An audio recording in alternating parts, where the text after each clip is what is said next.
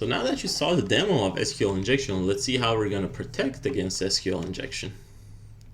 There are generally three methods for protecting against SQL injection, but since the users are not targeted at, you don't really have to worry about it.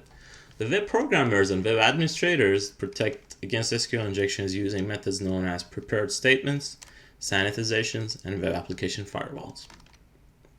Now let's get to XSS, which stands for cross-site scripting. But since CSS is taken for something else, the name goes as XSS. XSS leverages the web server to attack web users. So it's a little different from SQL injection, and it's a little more prevalent to the average user. So you have to pay attention what it is, because you are the target. So you should know how to defend against it. It has three forms, each one more complicated than the last. Reflective XSS, persistent XSS, and DOM XSS. So the way XSS works is that it first attacks, the first attacker sends data to the server, then server sends that data back to another user, which is the victim. But this data does malicious stuff on your browser. So the browser is the software that you use to browse websites such as Internet Explorer, Mozilla Firefox, and Google Chrome. These browsers support a lot of different things. So if a server sends something malicious to them, then they run something malicious. And an attacker can abuse a server that's vulnerable to send the payload that the attacker created back to other users. Think of it, for example, as a Facebook post that instead of having some text, steals your passwords from the computer. Fortunately, Facebook is not vulnerable to that, so it's not easy to do that on Facebook, but a lot of worse websites are vulnerable. This data is usually in JavaScript format, it's JavaScript code.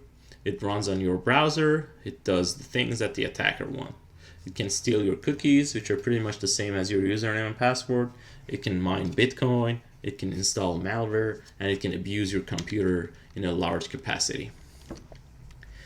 How do we defend against XSS? Because XSS is very common and all websites, including Facebook and Gmail, have vulnerabilities in it, and your account can be stolen by it, you really need to know how to defend against XSS.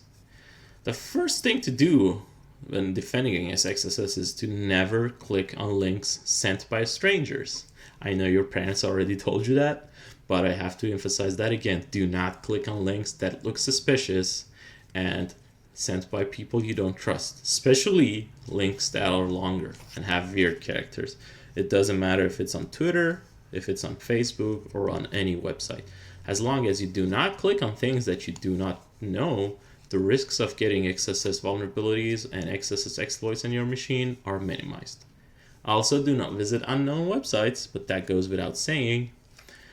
And if you want to be 100% secure against XSS, you have to disable JavaScript. So all modern browsers let you do that. But if you do that, you can't use a lot of features on a lot of websites because they use JavaScript.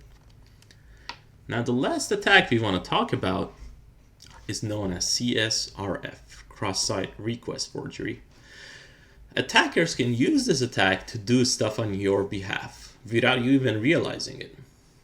Examples of CSRF are, but are not limited to, voting on your behalf, transferring money on your behalf, sending messages and email on your behalf, and doing other stuff on your behalf. So you don't want to be vulnerable to CSRF. This vulnerability needs to be protected on the server. There's not really much you can do about it. But to minimize the risks of you getting exploited via CSRF, just like XSS, first, don't ever click on suspicious long links. And second, do not visit untrusted pages. And the third, use a separate browser to visit untrusted sites. So for example, if you want to click a link and you don't know where it goes and you don't know what site that is, just open a new browser. If you're using Google Chrome by default, you can use Firefox as a separate browser. If you're using Firefox as default, you can use Internet Explorer as the second one. As long as you are not logged in other websites in that browser, CSRF cannot abuse you. So for CSRF to abuse you, you have to use the same browser in which you are logged in inside another application, whether that is your banking application, whether that's a voting application, or anything else. There are also binary attacks. These attacks target executable programs, such as the exe files you know on Windows. Each operating system, such as Windows, Linux, and Mac, has its own executable file format. For example, on Windows it's PE, portable executable. On Linux it's ELF, extensible Linux format, and on Mac it's MacO. Each one of them works slightly differently, but they ultimately all run on hardware, which is x86 in the case of the examples above.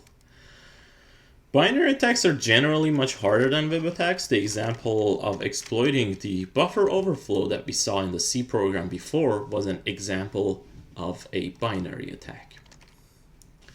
The first type of binary attack is a buffer overflow, the exact same thing that we saw. Operating systems generally protect against it using stack canaries. They use data execution prevention, DEP, or address space layout randomization, ASLR. But it's still possible to hack systems through buffer overflow, although it's very, very difficult for the attackers. The more complicated type of overflow is a heap overflow. It's slightly more complicated than buffer overflow. It's more often hacked because it's more complicated and thus less protected against. It relies on dynamic memories rather than static memories that are used in buffer overflows.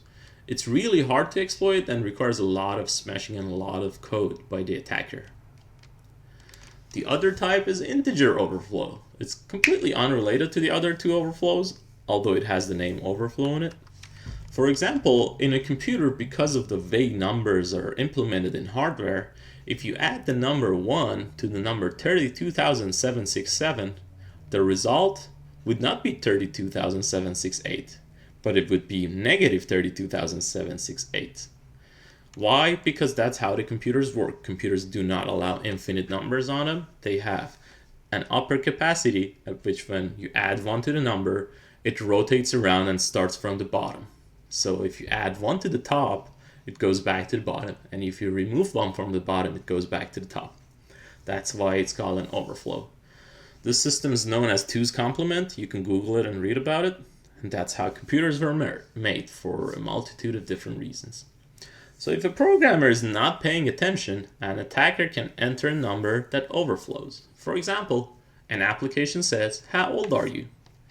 And you enter negative 32,767. And it says, "Seems like you were born on 2018 minus 32,767, which is the same as 30,750. And this application thinks that you were born on a year after today, even though it expected you to be born on some day before today.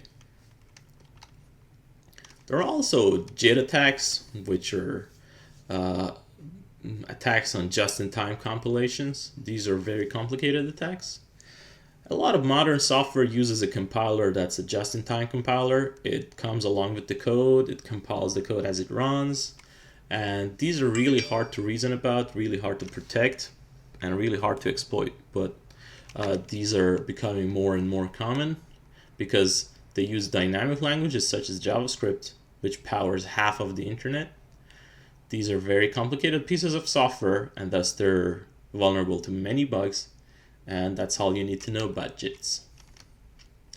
There's also cryptanalysis, which is breaking cryptography systems. It's usually done by people who have 20 or more years of mathematics and crypto education. It's a real hard thing done by NSA and some other corporations. The usual run-of-the-mill hacker doesn't do this very much. Even though I have done about 10 years of cryptography, I'm still not very comfortable doing cryptanalysis on myself. It's really hard, it's really low level, and it involves a lot of math. It's usually done by military hackers and professors, and it doesn't really concern us because of that. So it's very unlikely that you see someone attacking you using cryptanalysis.